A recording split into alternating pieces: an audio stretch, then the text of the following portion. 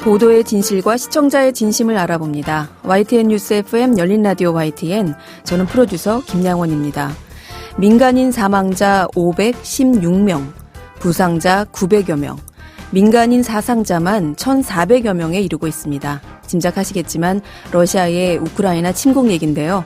우리나라 대선이 치러지던 지난 3월 9일 유엔이 집계한 사상자 수라고 합니다.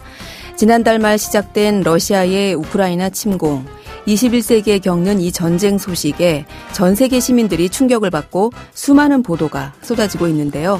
워낙 다이나믹했던 우리 대선 보도에 묻혀서 잊고 있었던 것은 아닌가 싶습니다. 잠시 후 미디어 비평에서 짚어보겠습니다. 오늘 순서 바로 시작하죠.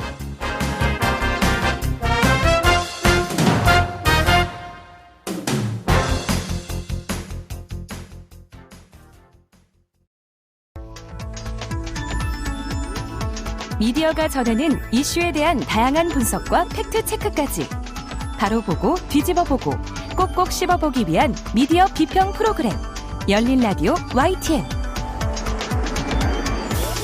한 주간 뉴스를 꼭꼭 씹어보는 시간 미디어 비평입니다. 오늘은 김원경 뭉클미디어인권연구소장 전화 연결돼 있습니다. 소장님 안녕하세요. 예, 안녕하세요. 네. 오늘은 우리 대선 일정으로 좀 뉴스에서 잊혀진 얘기를 해보려고 하는데요. 네, 어느새 3주 차에 접어들었더라고요. 러시아의 우크라이나 침공 얘기입니다. 예, 그런데 사실 우크라이나 침공 관련 보도량이 엄청나게 많습니다. 네. 한국언론진흥재단의 빅데이터 분석 시스템인 빅카인즈 검색 결과 러시아가 우크라이나를 침공한 2월 24일부터 3월 10일까지 15일간 관련 기사 수가 18,563건이나 됐습니다. 네. 한마디로 엄청난 관심사라는 것인데요. 이렇게 보도량이 많고 또 제가 국제관계 전문가도 아니어서 이 보도를 모두 분석할 수는 없고요.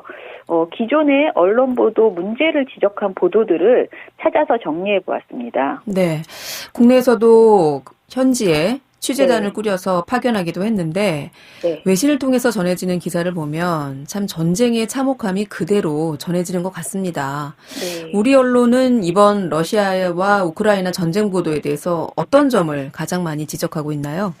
기자협회보의 박지은 기자가 3월 8일에 쓴 SNS 받아쓰는 우크라이나 보도, 속도 얻었지만 전문성 잃었다라는 제목의 보도를 보면요. 네. 그 소셜미디어바의 소식을 검증 없이 그대로 받아쓰면서 우크라이나 사태를 클릭수 경쟁이나 트래픽을 위한 소재로 활용하는 기사들이 나오고 있다라는 것을 지적했습니다. 네. 그 예로 지난달 28일 이후로 개인 소셜미디어를 이용한 드레스 대신 총 든 미스 우크라이나 보도가 쏟아졌고요. 네. 지난 1일에는 푸틴에 저항하는 군인과 성관계 성인 모델 반러시아 운동 적극 동참이라는 기사가 나왔습니다. 그런데 이런 보도는 우크라이나 사태를 자극적인 해외 토픽류 기사로 소비하면서 단순한 흥미거리로 전락시킬 수 있다는 점에서 문제가 된다라고 지적을 했습니다. 네. 사실인지 여부를 검증하려면은 전쟁터에서 취재를 해야 되잖아요. 네네. 그런데 일단 우리나라를 포함한 세계 각국이 우크라이나를 여행 금지국으로 정했어요. 네. 그러다 보니까 접근 자체가 쉽지는 않습니다. 네. 그래서 SNS에 의존할 수밖에 없는데 사실 확인이 안 된 정보가 그대로 보도되고 있는 것도 문제 아닐까요? 예, 그렇습니다.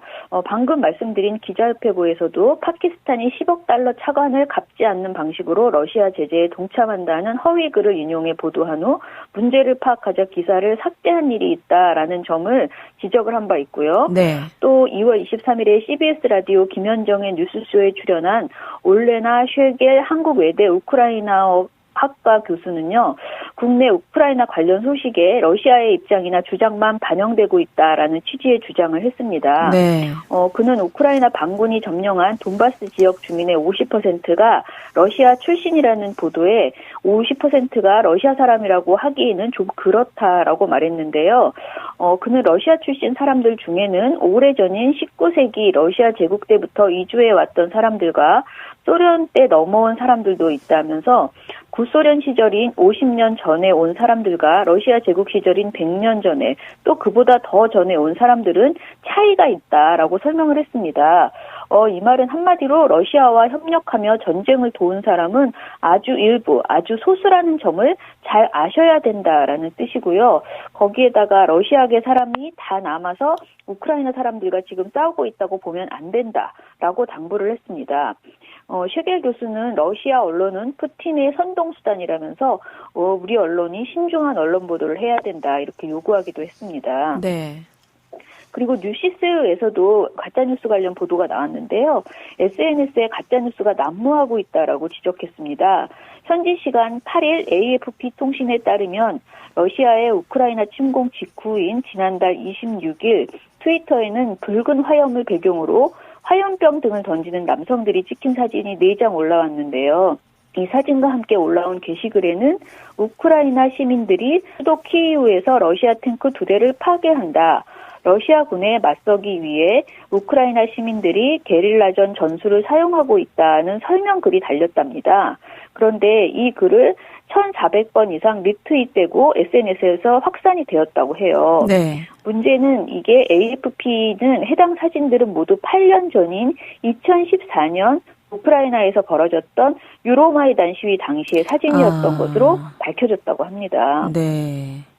그리고 또 SNS에 연합뉴스 2보 푸틴 우크라이나 동부서 전략 핵무기 사용 승인 선포라는 기사가 퍼져서 굉장한 공포감을 키우기도 했는데요. 네. 이는 연합뉴스를 사칭한 가짜뉴스였다고 합니다. 네. 그래서 연합뉴스가 해당 기사는 연합뉴스와 전혀 무관한 가짜뉴스라고 해명을 하는 일도 있었습니다. 그렇군요. 사실 러시아가 처음 우크라이나를 침공했다는 소식이 전해졌을 때 두 나라 사이의 전력 차이가 워낙 크기 때문에 전쟁이 금방 끝날 것처럼 얘기가 맞아요. 됐었어요. 그런데 예상 외로 지금 전쟁이 길어지고 있는데 이렇다 보니 이런 격화된 전쟁 상황이 좀 흥미 위주로 보도되고 있는 경우도 있는 것 같아요. 예, 그렇습니다. 우크라이나 출신의 모델인 올레나 시도르추크가 6월 26일 자신의 인스타그램을 통해서 MBC의 공식 유튜브 채널 MB뉴스에 대해서 지적을 했거든요. 네. 우크라이나 대통령 위기의 리더십이라는 제목의 영상에 대한 지적이었습니다.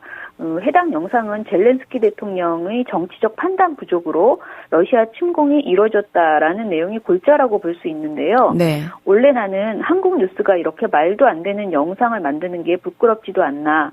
곧 대통령 선거가 다가오는 거 알겠는데 다른 나라에 대한 여론몰이를 이런 식으로 하는 건 진짜 아닌 것 같다라면서 원하는 그림만 보여주고 일부 팩트만 이야기를 하면서 우크라이나처럼 되지 않게 선거를 잘하자라는 메시지를 푸시해 나가고 있는 것 같은데 이게 언론사가 할 짓이냐라고 강하게 비판을 했습니다. 네. 이 보도에서는 젤렌스키 대통령이 코미디언 출신이라는 점을 언급하면서 우크라이나 전쟁 발발로 아마추어 같은 그의 정치 행보도 비판을 받고 있다라고 했습니다. 네. 이 영상은 26일 날 삭제됐는데요. 유튜브에서 먼저 비공개 처리가 됐고 이후 MBC 자체 홈페이지에서도 관련 영상이 내려졌습니다. 하지만 미디어 오늘 보도에 따르면 MB 뉴스 측에서는 관련 내용은 국내 언론들에서도 이미 다뤄졌던 내용들로 팩트가 틀린 부분은 없었다. 다만 일부 우크라이나인인 시청자가 보기에는 해당 콘텐츠에 대해서 불편함을 느낄 수 있다라는 그 반응에 공감하고 비공개 처리하기로 했다라는 입장을 전했습니다. 네.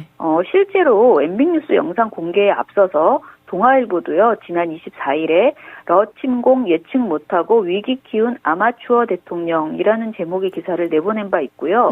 또 박범계 법무부 장관이 자신의 SNS에 이 기사를 공유해서 외교 결례라는 논란에 휩싸이기도 했습니다. 그리고 한국일보의 2월 25일자 사설 자주국방 동맹 중요성 새삼 일깨운 우크라이나 교훈이라는 보도에서도요. 코미디언 출신으로 국방 안보 요직의 연예계 동료들을 대거 앉힌 블로드미르 젤렌스키 우크라이나 대통령은 전쟁이 발발한 뒤에도 미국이 지원할 것이란 담화문으로 국민에게 희망 고문만 해댔다. 지도자의 안보관이 얼마나 중요한지에 대한 반면 교사다라고 보도를 했습니다. 네. 오히려 젤렌스키 대통령은 미국이 보호해주겠다는 요청을 네네. 했음에도 불구하고 자국에 남겠다. 이렇게 네. 해서 지금은 오히려 지도자로서의 위상이 더 높아진 게 아닌가. 예, 이런 그렇게. 보도까지 나오던데 네네. 사실 지금 언급하신 이런 내용은 대선 후보 TV 토론에서도 거론이 됐잖아요. 특정 후보에 네. 의해서 결례 논란을 역시 빚기도 했죠. 네. 네, 사실 우크라이나 사태가 우리의 대선 기간에 불거지면서 네. 우리 대선 상황과 연결지어서 보도한 사례들이 좀 많았어요. 네네. 그런 보도의 문제점은 혹시 없었나요? 선거 시기에 우리 언론은 우크라이나 사태를 문재인 정부 때리기에 도구로 활용한 측면이 있다고 보여집니다. 네. 세계일보의 2월 25일자 사설 공허한 평화론 위험성 일깨워준 우크라이나 사태에서는요. 문재인 정권은 임기 내내 평화를 외쳤지만 대북 정책에서 빈손으로 물러나게 됐다. 북한을 외교안보의 우선순위에 두는 잘못된 정책을 펴는 바람에 한미동맹은 약화됐고 대일 관계는 사상 최악 상태에 놓였다. 한미연합훈련은 축소 연기되고 대북 정찰 능력도 약화됐다. 외교에도 자강에도 실패한 것이다. 이 후보는 문재인 정권의 전철을 밟아서는 안 된다. 다음 달 9일 선출되는 차기 대통령은 어느 때보다 엄혹한 국제관계 속에서 나라를 이끌어야 한다. 미중 패권 경쟁이 격화하면서 안보와 경제의 경계가 무너지고 있다. 북한의 핵미사일 능력 고도화도 동북아의 불안 요인이다. 평화만 되낼 때가 아니다. 이 후보는 우크라이나 사태를 반면교사로 삼기 바란다. 이런 주장을 했거든요. 네. 이처럼 선거와 우크라이나를 연결짓는 보도나 논평들이 많았지만 진지하게 우크라이나 사태를 토다주는 보도들은 부족했고 그저 우리 정부의 어떤 그동안의 대북 관계 이런 것을 비판하는 정도의 보도들이 많았다라고 생각됩니다. 네. 3월 5일자 조선일보 사설 원정까지 공격한 푸틴 북중러 독재자의 본질 직시해야에서는요. 네. 이런 푸틴을 보면서 국제사회는 러시아, 중국, 북한과 같은 전체주의 독재 집단의 위험성을 다시 보고 있다면서요. 북중러 독재 정권의 민낯과 위험성은 어제 오늘의 문제가 아니다. 불행히도 우리는 이 세 나라와 인접해 있다. 이들의 폭력적이고 무자비한 본성에 대해서 세계에서 가장 경각심을 가져야 할 나라가 우리다. 그런데 한국 정권은 북한 체제를 공개 찬양하고 시진핑의 중국몽에 함께하겠다고 했다. 공산당식 전체주의의 경각심이 아니라 환상을 갖고 있는 것이다. 이렇게 주장을 했거든요. 네. 일단은 한국 정부가 북체제를 공개 찬양한 적이 없고요. 네. 중국 뭔가 함께 하겠다 한 것도 보수 언론의 발언 왜곡이나 마찬가지라고 평가됩니다. 따라서 이런 보도는 우크라이나 사태를 선거에 연결지어서 표심을 사려는 행태나 마찬가지였다라고 생각이 들어요. 네. 요즘은 인터넷으로 지구 반대편에서 일어나는 일들도 SNS를 통해서 곧바로 공유되는 그런 세상이잖아요. 네. 우크라이나 현지에서 보내오는 사진 또 영상 이런 것을 통해서 마치 전쟁이 실시간으로 중계되는 듯한 그런 생각이 들더라고요. 네. 실제 한 방송사에서는 유튜브 실시간 중계를 하기도 했는데 네. 이거에 대해서는 소장님 어떻게 보세요?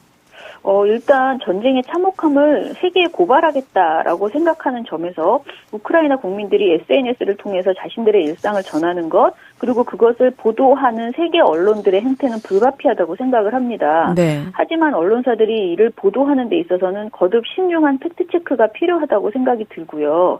그리고 말씀하신 유튜브 실시간 중계도 문제가 있다고 생각을 합니다. 네. 경향신문이 2월 28일에 전쟁 영상을 게임 보듯 소비, MBC 유튜브 생중계 논란이라는 기사를 냈는데요. 네. MBC 유튜브 채널이 키이우의 CCTV 영상을 실시간으로 송출한 것에 대해서 지적한 것입니다. 당시 MBC는 CCTV 영상을 큰 화면으로 보여주면서 아래로는 자사 뉴스를 작게 삽입해서 송출했고요. 영상 옆으로는 실시간 댓글이 계속 달렸습니다. 해당 기사 속에서는 김나리 미디어 인큐베이터 우리 대표가 이렇게 말했어요. MBC가 제공하는 CCTV 영상에는 전쟁에 대한 MBC의 관점도 해석도 전혀 없다. 이 때문에 댓글창에서는 전쟁에 대한 잘못된 해석이 난무할 뿐더러 사람들은 마치 게임을 보는 것처럼 이 영상을 관전하고 있다라고 말입니다. 네. 저 역시 처음 MBC의 유튜브 영상을 보면서 전쟁을 흥미 위주로 소비할 우려가 크다라고 생각이 들었고요.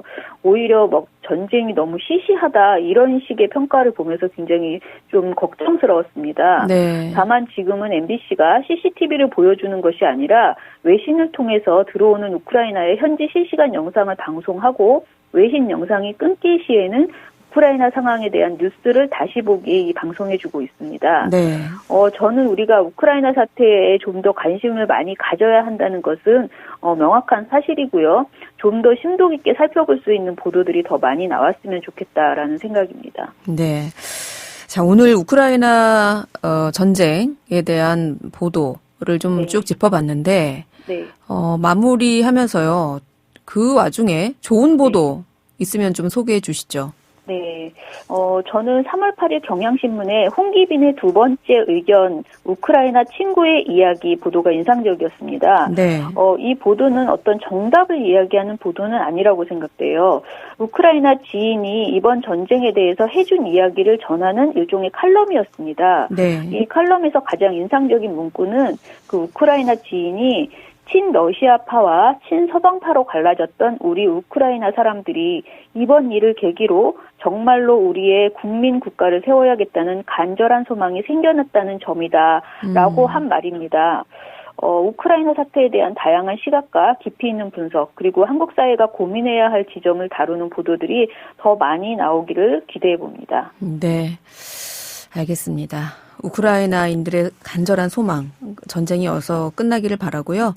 오늘 말씀 여기까지 듣겠습니다. 고맙습니다. 감사합니다. 네, 지금까지 김원경 뭉클미디어 인권연구소장이었습니다.